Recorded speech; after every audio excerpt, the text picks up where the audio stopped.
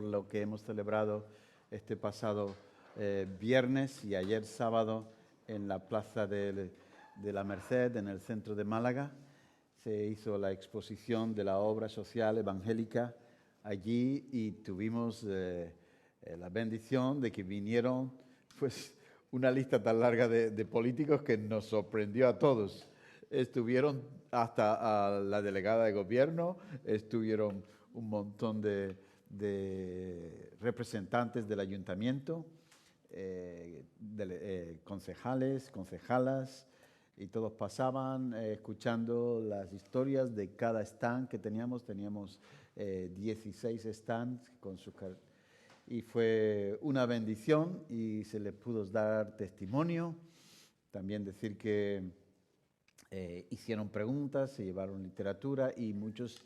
Y en la mañana de ayer, sábado, el alcalde de la ciudad, don Francisco de la Torre, que es alcalde de Málaga, había llegado el día anterior a las 12 de la noche porque venía de Nueva York, de unas conferencias, y al quedar, después de 8 horas de vuelo, llegó a Lisboa y en Lisboa había retraso y se tuvo que quedar 8 horas más en Lisboa esperando al siguiente vuelo para llegar a Málaga.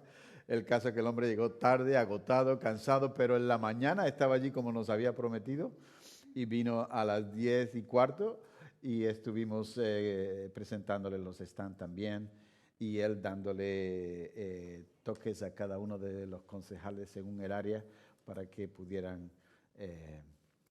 estar al día y incluirlo más en lo que es la vida de la ciudad de Málaga.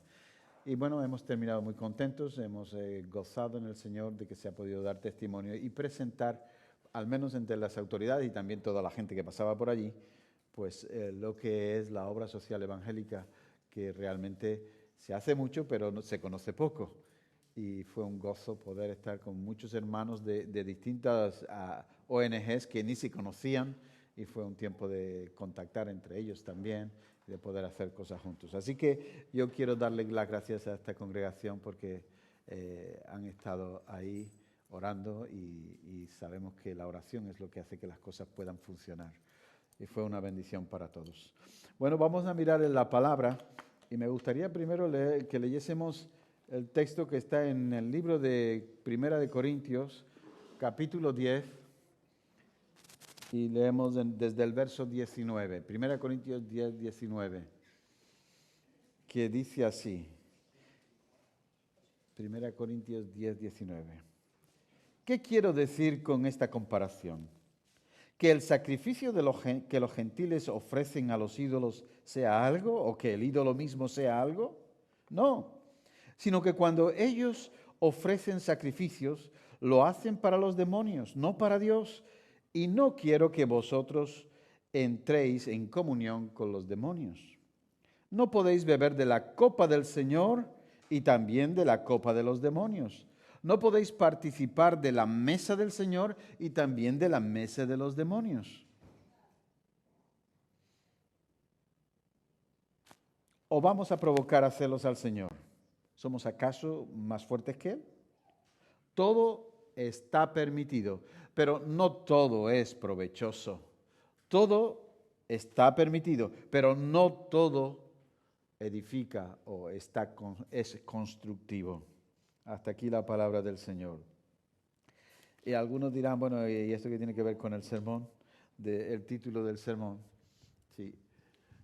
He querido llamarlo así, pero antes de explicaros el porqué, quisiera que entendiéramos algunas realidades que son importantes. Nosotros somos seres compuestos que vivimos en una realidad que muchas veces desconocemos, otras veces la ignoramos, pero somos seres espirituales que habitan en cuerpo físico.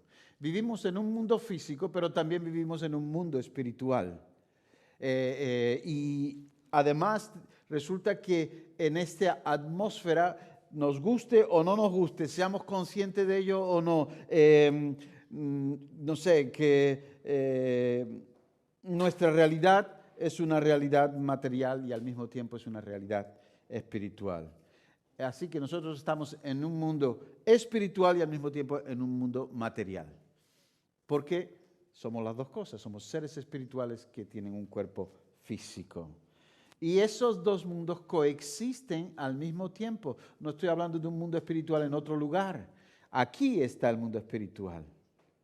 Por eso Dios anda buscando gente que le adore en espíritu y en verdad. El lenguaje clásico el lenguaje clásico usaba dos reinos. El mundo del espíritu, el mundo de la carne o el mundo natural.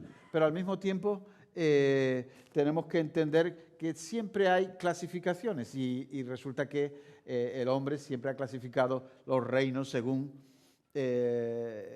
entendía. El reino mineral, después encima del reino mineral está el reino vegetal, encima del reino vegetal está el reino animal, encima de los animales está el reino del ser humano, del hombre. Pero encima de este mundo físico está el mundo espiritual. Y en el mundo espiritual existen dos fuerzas contrapuestas. Es el mundo se le llama el reino de Dios y también se le llama a otra parte de esa fuerza contrapuesta el reino de las tinieblas. ¿Sí? ¿Me siguen? Existe el reino de Dios y el reino de las tinieblas. O, para llamarlo más concretamente, como Pablo habla, de el reino de la luz, el reino de las tinieblas. Y eso es una realidad que se confronta constantemente. Y el campo de batalla es este mundo y nosotros. Y tenemos una lucha especial. Los que somos cristianos tenemos una lucha contra los deseos de la carne que batallan en el alma, contra el enemigo, el diablo, que es nuestro opositor. La iglesia tiene que luchar contra eso. Y en el mundo de la mente, de las ideas, el diablo inspira cosas negativas, también el Espíritu de Dios inspira cosas positivas. Pero nosotros al final estamos en medio de toda esa batalla y tenemos que decidir si estamos de parte de Halloween, por ejemplo, del reino de las tinieblas, o si estamos de parte de la reforma, he puesto yo, o el reino de la luz. Es muy importante entenderlo, porque si no, estamos siempre entre dos aguas. Estamos como aquellos que ponen un pie en la barca y otro pie en el muelle. Más tarde o más temprano, como sigas ahí, te vas a caer. Porque la marea mueve el bote y al final terminamos cayendo. No puedes estar con un pie en un lugar y un pie en el otro. Y eso es muy importante, amados. Y lo que tenemos que entender es sencillamente que este mundo, este reino espiritual está ahí y nos apela y nos llama y quiere que nosotros formemos parte de él, ya sea el reino de la luz o del reino de las tinieblas. Y como eso es así, ¿qué decisiones vamos a tomar? El reino de las tinieblas, al igual que el reino de la luz, pues tiene sus estados. No sé, si hablamos del reino de las tinieblas, Pablo nos hace mención en Efesios 6, el verso 12, dice que existen principados, potestades, gobernadores o dominadores, dice la Nácar Colunga del año 44, de las tinieblas de este mundo, de este siglo. Huestes espirituales de maldad. En otros lugares la Biblia al día dice espíritus malignos que están en las regiones celestes, que están en los aires. Bueno, esos son estratos dentro del mundo espiritual de las tinieblas.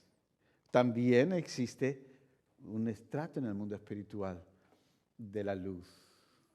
Por ejemplo, vamos a ver, no voy a meterme en todos los detalles, pero cada reino, el reino de las tinieblas tiene un lenguaje, el reino de la luz tiene otro. El reino de las tinieblas, siempre que habla mentira. El reino de la luz solamente puede hablar la verdad. El reino de las tinieblas tiene un sistema de gobierno, que es muerte y esclavitud.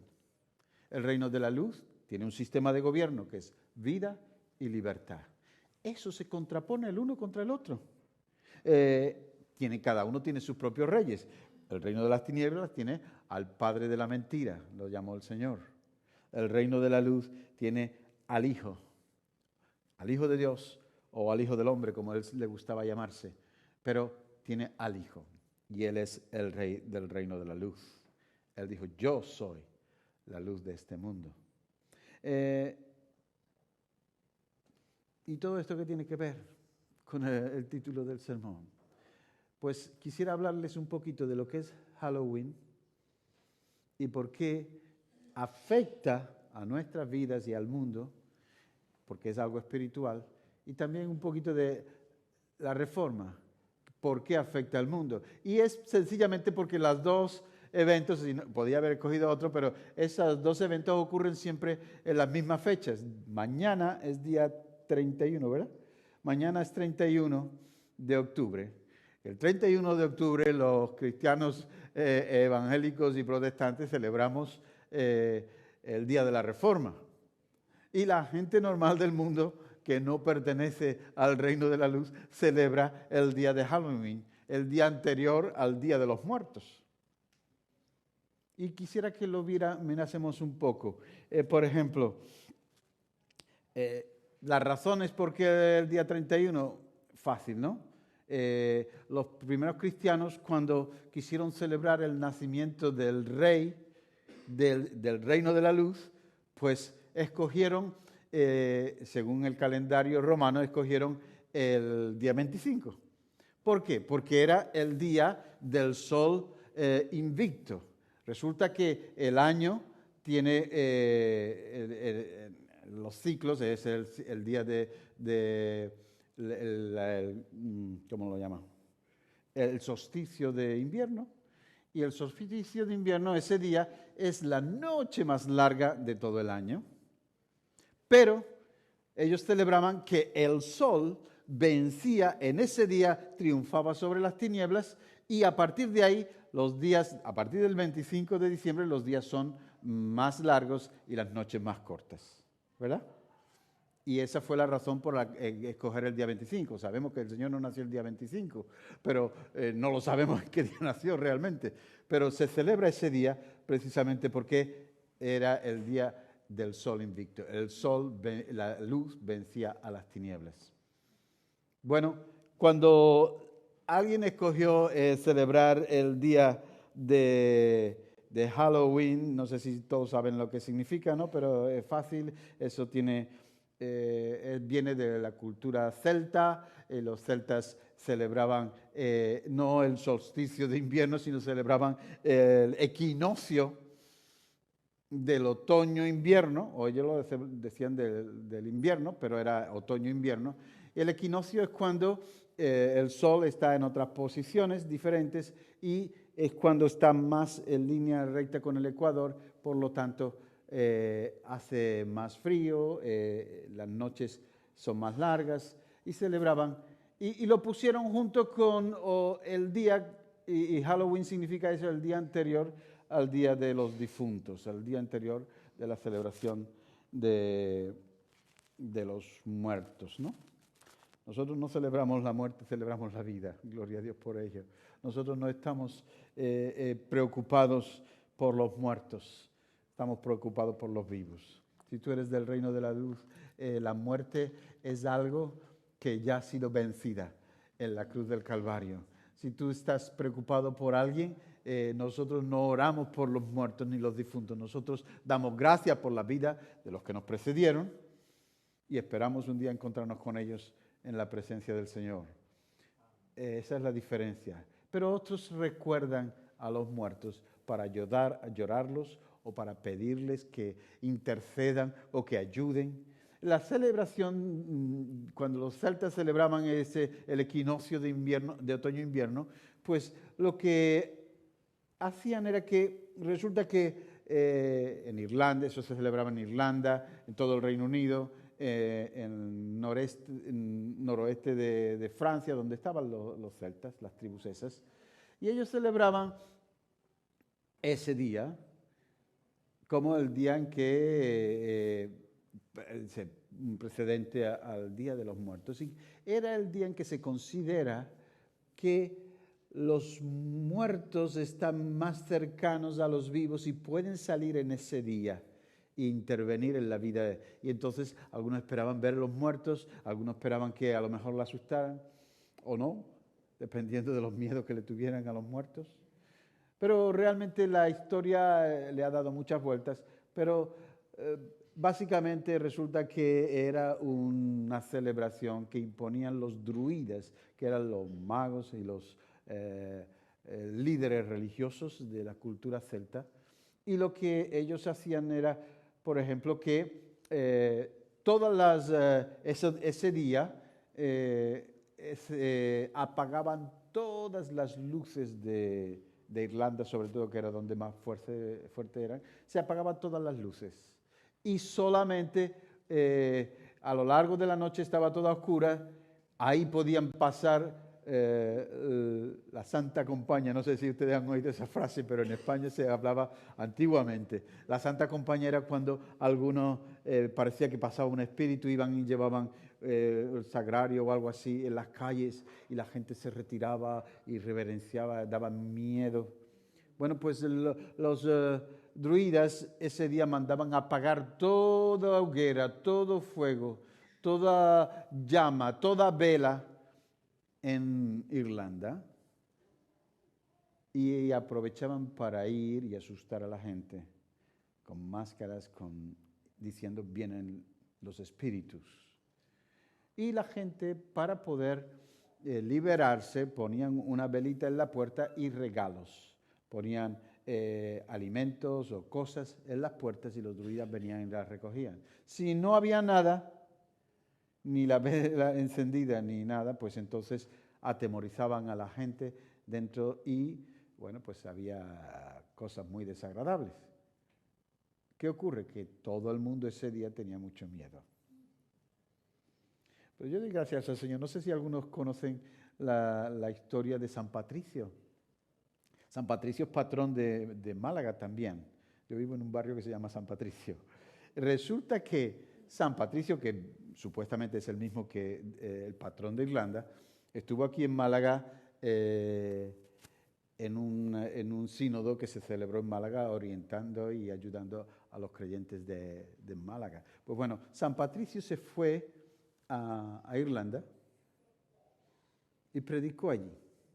Y cuando llegó ese día, toda oscura, se atrevió a hacer algo que, claro, no le tenía mucho miedo a los muertos. Así que hizo algo extraño. Se fue al monte más alto y encendió la hoguera más grande que se había visto. Se podía ver de kilómetros y kilómetros de distancia. Él encendió una hoguera, empezó a arder y la gente se dio cuenta que, oye, y no pasa nada. Oye, ¿y qué significa? Y cuando fueron a acercarse a la hoguera, les predicó de quién es la luz del mundo. A Irlanda se convirtió y los druidas fueron cada vez dejando sus posiciones. Bueno, todo esto es para contarles, para que entiendan que existe un mover del mundo espiritual donde se quiere ensalzar ciertas cosas. En el mundo espiritual se ensalza la muerte y la esclavitud. En el mundo del reino de la luz se exalza la vida y la vida y la verdad y la libertad. Y nosotros tenemos que decidir. Aquí en el texto que hemos mirado se nos dice, vosotros todo está permitido. Eres hijo de Dios, entonces tienes toda la libertad del mundo. Dice, todo está permitido, pero es verdad que no todo aprovecha. Todo te está permitido, pero es verdad que no todo edifica, no todo es constructivo. Y nosotros tenemos que entender eso, porque muchas veces no nos damos cuenta de la influencia que el mundo espiritual tiene sobre nuestro día a día, sobre las cosas que nos van pasando, sobre las cosas que enfrentamos. Bueno, eso es para que los niños se diviertan un poco y disfrazan a los niños de bruja, a las niñas de bruja. Pero usted sabe lo que es eso. Eso es estar llamando a las tinieblas. vamos y encontramos el famoso juego truco o trato. ¿Saben de dónde viene eso? En Irlanda, estamos hablando ya de hace como 200 años, había una especie, le llaman suling, que es como ir a buscar almas, pescar almas. Dicen, hacían pequeños panecillos que le llamaban pasteles del alma y iban a las puertas y lo intercambiaban. Te dan un panecillo de pastel del alma y si tú lo aceptabas, pues ellos te bendecían. Y si no lo aceptabas, entonces te maldecían. Es decir, les dabas el panecillo o te echaban unas buenas maldiciones en la puerta de casa. Y entonces, de ahí viene aquello del truco o trato. Y no sabemos lo que es, pero tú aceptas ese panecillo que es suling, el ganar el alma. Entrego mi alma, hago un pacto y al mismo tiempo me bendices. Pero ¿qué bendición es esa? Si tengo que entregar parte de mi ser o parte de mi alma. El Señor no viene con cambios. Él viene, mira, este es mi pan y este es mi vino. Él no nos pide, Él nos da. Y si lo aceptas, hay una gran diferencia. Ahí sí que hay bendición. La bendición de los hijos de Dios es poder participar del pan y del vino con un trato que no lo hace con nosotros.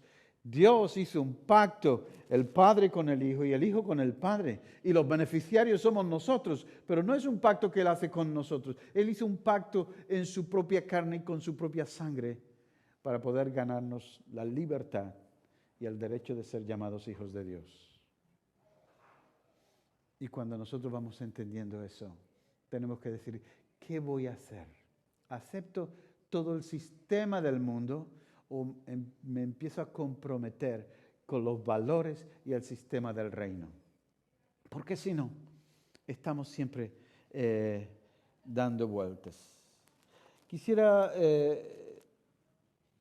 mostraros algo, y es que, al contrario, en ese mismo día, resulta que el 31 de octubre de 1517, un señor monje agustino cogió y se fue a la puerta de la catedral, de la iglesia fortaleza de Wittenberg en Alemania, y cogió y clavó 95 tesis en la puerta de la iglesia, diciendo: no podemos comprar ni sacar a nadie del purgatorio ni del infierno por mucho dinero que echemos en la caja, por mucho certificado que venga firmado por el Papa. Y que la salvación es solo por la fe. Eso fue una revolución que trastocó, miren, el mismo día 31, trastocó el mundo conocido, el mundo de la cristiandad. ¿Por qué? Porque empezamos a volver a algo que era básico, que se había perdido en aquella época, y era volver a las Escrituras. Los 5 solas de la Reforma, saben cuáles son, ¿verdad? Sola Escritura, en latín, pero que quiere decir que toda fuente de autoridad en cuanto a asuntos de fe solamente puede ser extraída de la palabra de Dios, de la Biblia. Ya no importa lo que diga el más santo de los obispos o el obispo de los obispos o lo que lo diga el mismísimo Papa, si no está conforme a las Sagradas Escrituras, a la palabra de Dios, entonces no es autoritario. La autoridad la tiene la palabra de Dios. Eso fue volver a las Escrituras. E hizo volver a muchos a buscar lo que Dios decía en su palabra. También el siguiente punto es sola fide, que quiere decir sencillamente que solamente mediante la fe en Cristo Jesús las personas pueden alcanzar salvación eterna y el perdón de sus pecados. Por la fe en Jesucristo y no por muchas obras que hagamos y por muchas cosas que hagamos. Este día estábamos antes de ayer, en la exposición de la obra social. Yo tenía que decir, pero la obra social no es para ganar perdidos. La obra social es para mostrar el amor de Dios a un mundo que tiene necesidad. Y cuando ese mundo ve lo que tú estás haciendo y te pregunta, ¿por qué lo haces? Entonces sí le puedes predicar el Evangelio y decirle, porque Dios te ama y nosotros también. Pero la obra social en sí misma tiene un valor que va más allá que alcanzar a los perdidos, es alcanzar al prójimo, bendecirlo. ¿Recuerdan el pasaje del buen samaritano? ¿Qué hizo el buen samaritano? Pasó un religioso, pasó un escriba, no entendido la ley, y se apartaron. Pero pasó un samaritano, lo más desechado, como,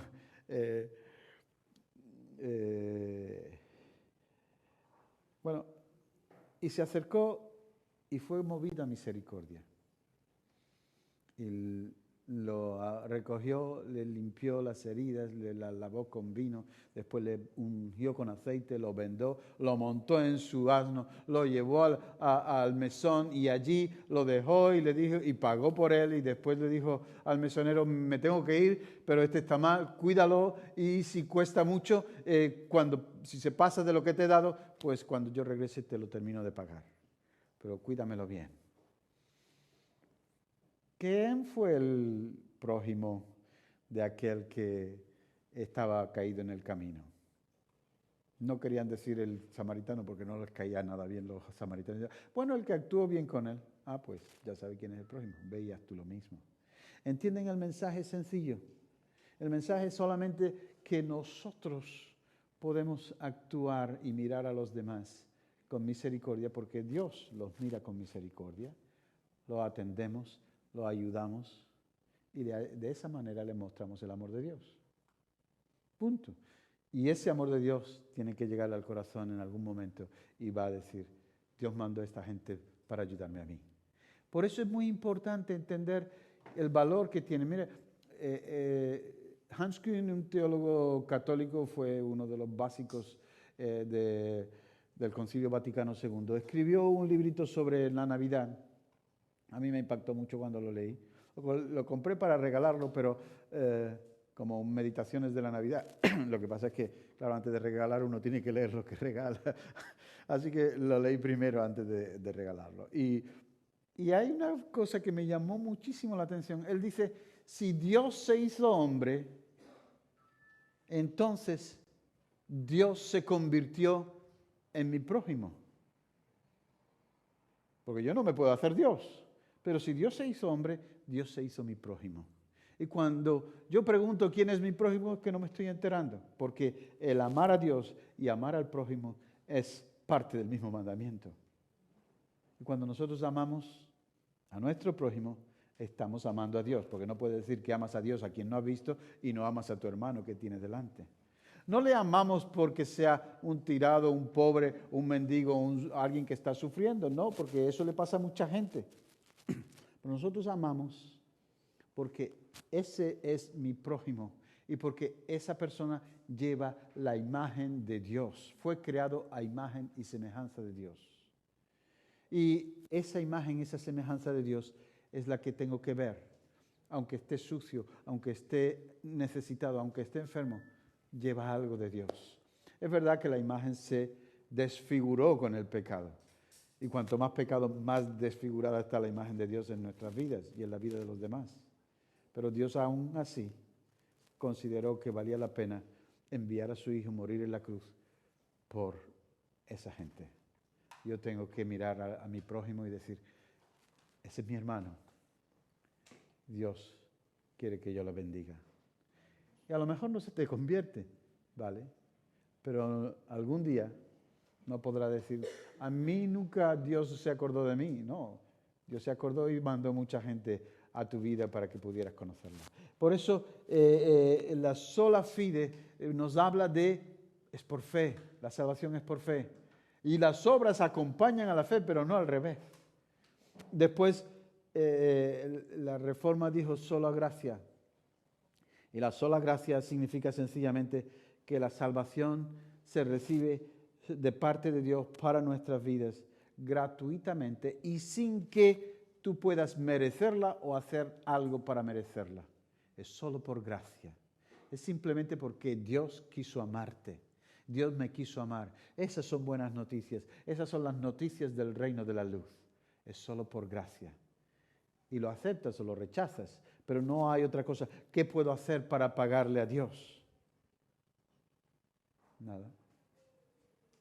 ¿Te recuerdan el caso de Abraham?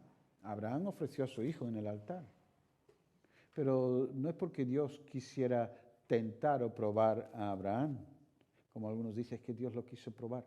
No. Abraham llegó a una tierra en Canaán, que era la tierra donde la gente sacrificaba a sus hijos. A Moloc, a Baal, lo enterraban a los niños, a los bebés en tinajas vivos y le echaban tierra hasta que se ahogaban y se morían. O lo ofrecían a Moloc, que tenía las manos así extendidas de bronce y estaba llena de carbones encendidos, y lo ponían a los bebés ahí. Ellos lo ofrecían para agradar y apaciguar la ira de los dioses, o para que Dios fuera propicio con ellos, y ofrecían lo que más puede un hombre amar o una madre, a sus bebés. Y Dios le pide a Abraham que sacrifique a su hijo, que ya no era un niño, y pensaría Abraham, bueno, como estoy en una tierra donde se sacrifican a los hijos, mi Dios no va a ser menos. Si me lo pide, pues voy a sacrificárselo, porque su Dios era distinto, pero él no sabía hasta qué punto. Hasta que llegó a ese monte Moría, hasta que montó el altar, puso la leña, preparó el fuego, sacó el cuchillo, ató a su hijo, lo colocó encima del altar, y cuando fue a cortarle el cuello, se oyó una voz que le decía: párate y detente. Ya sé que amas a Dios, ya sé que confías. Y lo quitó del altar. Y volviéndose para atrás a la voz que oía, vio un cordero, un carnero. Y aquello fue lo que sacrificó. Desde ese día en adelante, Abraham supo una cosa que antes no conocía. Y es que su Dios era totalmente diferente a los demás dioses. Que los demás dioses querían sacrificios para aplacarse, pero su Dios se proveía a sí mismo del sacrificio. Y esto es sencillamente lo que nos cuenta cuando decimos por gracia. Claro, es que es por gracia. Él da y pone el sacrificio por nuestros pecados.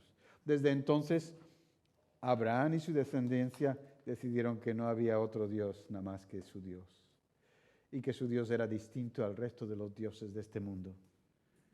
¿Por qué? Porque Dios se proveerá para su sacrificio. Hay otra sola en la declaración del movimiento de la Reforma. Es solo Cristo, es decir, solo Cristo. Que quiere decir que solamente hay un mediador entre Dios y los hombres, que solamente hay un camino que se llama Cristo Jesús, el Mesías. Y eso nosotros también lo creemos. Solamente hay un camino, y es Jesús. No hay camino de salvación fuera de Él.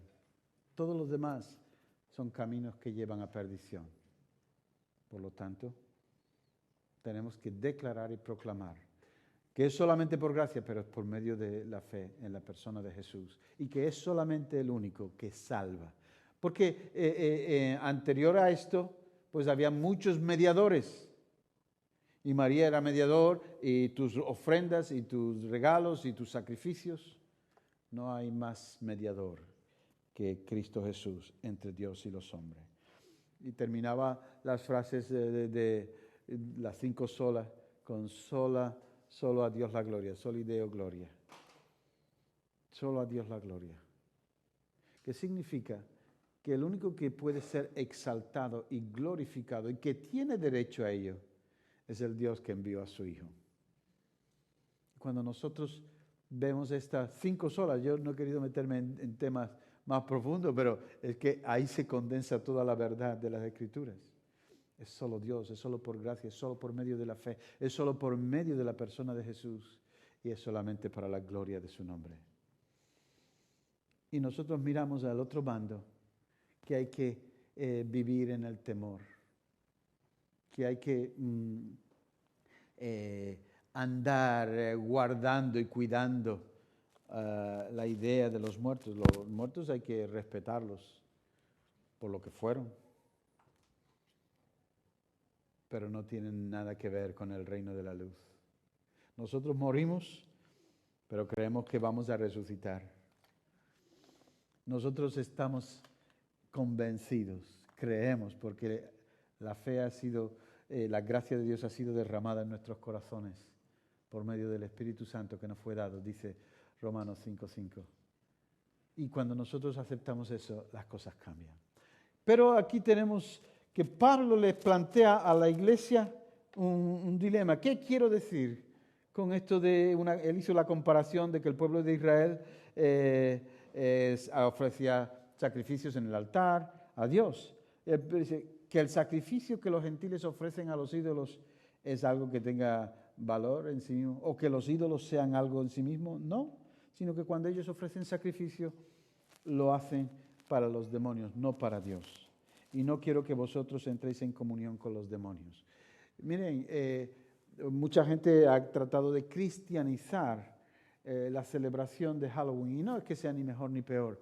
Lo que sí quiero decir es que es algo que pertenece al contexto, al sistema del mundo que está controlado por el mundo de las tinieblas.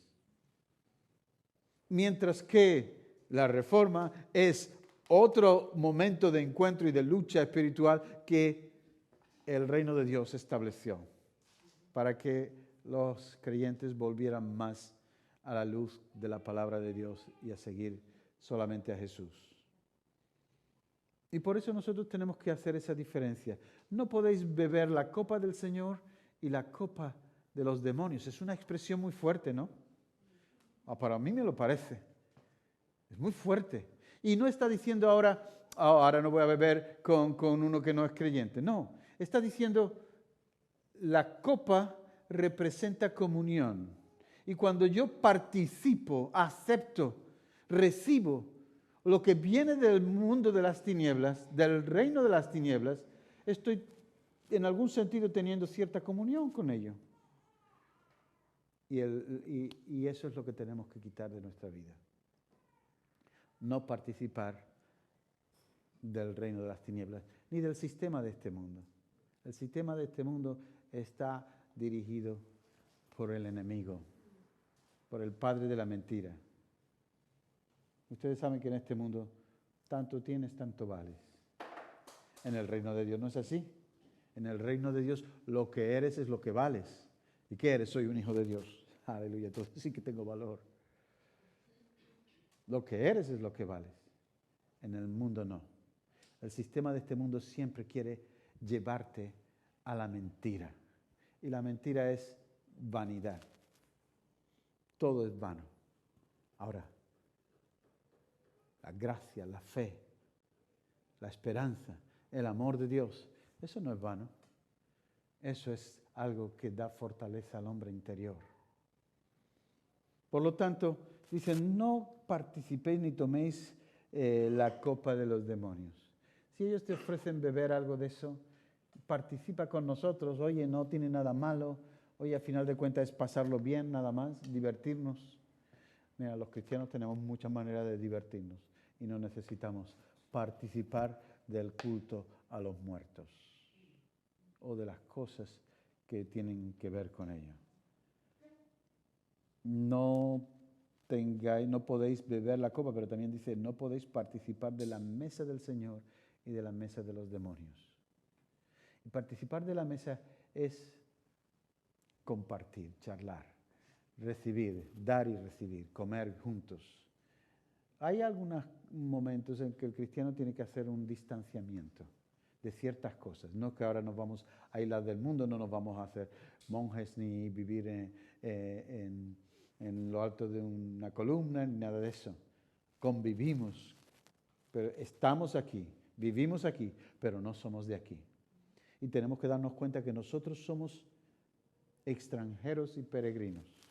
Estamos de paso, vamos a nuestro hogar eterno, vamos a la ciudad que tiene fundamentos, como hizo Abraham. Salió buscando la ciudad que tiene fundamentos, aunque no sabía dónde estaba, pero salió a buscarla y un día se encontró con que tenía que ofrecer lo que más amaba. Y cuando lo ofreció, lo volvió a recibir, pero ya no era suyo, era de aquel a quien se lo había ofrecido.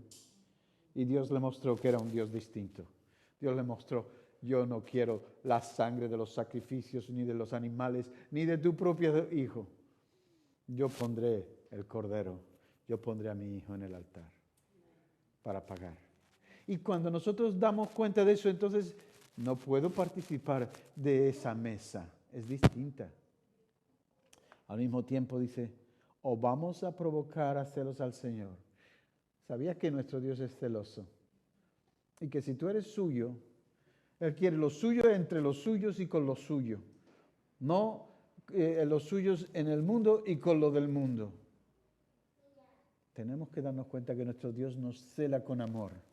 Y que no es que sea un Dios egoísta, pero es que Él quiere a los suyos. Todo padre quiere ver a sus hijos sentados en su mesa. No lo quiere ver por ahí, bebiendo y comiendo con extraños. No, tú tienes tu casa, aquí tienes tu alimento, aquí tienes tu parte, es tu provisión. Pero algunas veces vamos a divertirnos, vamos a disfrutar. No, vamos a disfrutar de las cosas de Dios. Nosotros nos vamos a ir la semana que viene a disfrutar de las cosas de Dios, a compartir los unos con los otros, a edificarnos espiritualmente, a fortalecernos, a conocernos más, porque vamos a vivir una eternidad juntos. Mejor que nos conozcamos aquí y descubramos qué es lo que tiene mi hermano que es tan especial para Dios, qué es lo que tiene mi hermana que hace que Dios la ame tanto. Y cuando uno va viendo eso, pues eso todavía me falta a mí. Pues mira, esta gente, estos tienen algo de parte de Dios que yo no tengo. Y me da ganas de querer más, buscar más, anhelar más la presencia de Dios en mi vida, como la tienen otros. Y juntos formamos ese cuerpo y ese edificio que va creciendo para Dios. Pues el texto dice, mira, no podemos provocar a Dios a celo. ¿Por qué? Pues porque no somos más fuertes que Él, ¿verdad? Quizás esté feo hablarlo en este momento, pero yo creo que hay una parte de la disciplina de Dios que ojalá no nos toque nunca, que es cuando Dios pone su mano de corrección sobre nosotros y no la levanta. Porque nos ama, no porque quiera tenernos ahí en esa situación o en esas circunstancias o en esa lucha. Pero pone la mano ahí y dice, que te estoy corrigiendo, date cuenta. Cuando nos damos cuenta y nos rendimos, bueno, pues entonces Él hace así. Venga, respira, siéntate otra vez en mis rodillas. Quiero charlar contigo. Pero Dios corrige a los que ama y disciplina a los que tiene por hijos. ¿Y por qué lo hace? Precisamente porque lo ama. Te ama, me ama y quiere que nosotros andemos como es digno de su Hijo Jesús, como Él anduvo, para la gloria de su nombre. No podemos provocar a celos al Señor. Y hay una frase, este versículo, muchos lo cogen, pero tenemos que leerlo en su contexto, ¿no? Sí. Todo está permitido. ¿Alguien dice amén? Amén, todo está permitido. Ahora, tenemos que entender que no todo es provechoso. Me está permitido, pero no todo me conviene. Y por lo tanto, yo tengo que ser el primero que cuida este cuerpo. Perdón. Y yo tengo que ser el primero que me mantengo en luz y en santidad. ¿Me está permitido? Sí, porque en el reino de Dios lo único que los principios que rigen el reino de Dios es la vida y la libertad. Es más, nos hace libre de tal manera que puedes volverlo a rechazar, pero Él no quiere eso. Te da vida y libertad y tú tienes que andar en luz. Eso es todo, en el reino de la luz. Y entonces, si nos damos cuenta de esto, no todo me conviene, no todo es provechoso. ¿Qué voy a hacer? Tengo que decidir. Para mí, el día 31 es un día de celebración. Fue un día de victoria del reino de la luz, en que empezó a clarear, saben ustedes, en Alemania, todas las iglesias, que se llaman iglesias evangélicas, la iglesia alemana se llama la iglesia evangélica, y todas las iglesias tienen un gallo en el, ¿cómo se llama? En el que ponen arriba, el pararrayos. Todos tienen un gallo. ¿Saben por qué? Porque el gallo representa el anuncio de que empezaba un nuevo día. Los gallos cantan al nuevo día. Y el nuevo día fue volver más a las Escrituras, volver más al señorío de Cristo, volver más a andar en fe, volver más a darle toda la gloria al Señor. Pues yo quiero celebrar el Día de la Reforma.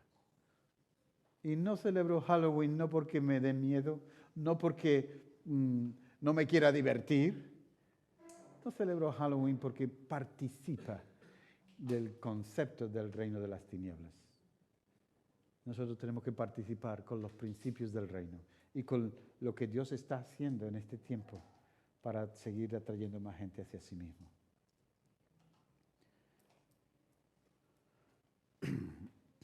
Podríamos seguir hablando, pero, por ejemplo, Cucutlán, uno de los dioses de México, celebraban el equinoccio de otoño-invierno y esa famosa pirámide que está como escalonada, allí hacían sacrificios humanos.